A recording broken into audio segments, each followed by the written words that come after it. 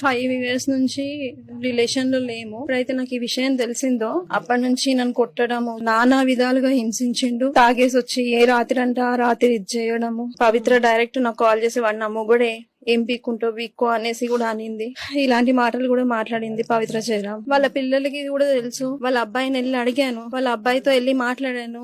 ఇలా నా భర్త మీ అమ్మతో ఉన్నాడు ఏంటిది అనేసి అని అడిగాను. అడిగితే మీ ముందే వెళ్తారా బెడ్రూమ్ లోకి అంటే, అవును మా ముందే వెళ్తారు, మాతోనే ఉన్నాడు, వాళ్ళ ఇష్టం వాళ్ళ లైఫ్, మేమేం అబ్జెక్ట్ చెయ్యము అనేసి పవిత్ర జయరాం కొడుకు అన్నాడు. ఎప్పుడొచ్చినా ఇంట్లో పెద్ద టార్చరే. కంటిన్యూస్ గా దాని ఫోటో చూస్తూ ఉంటాడు. ఇంట్లో తాగితే ఇంట్లోనే ఫుల్ అయిన తర్వాత దాంతో వీడియో కాల్ మాట్లాడుతూ ఉంటాడు. చెప్పవే పాప, ఏం చేస్తున్నావు, ఏంది సంగతి, ఇక్కడ నాకు అన్నం పెట్టట్లేదే. ఫాల్స్ అంటే ఫాల్స్ మొత్తం నన్ను బ్లేమ్ చేశాడు. ఎక్కడ పడితే అక్కడ బ్లేమ్ చేశాడు.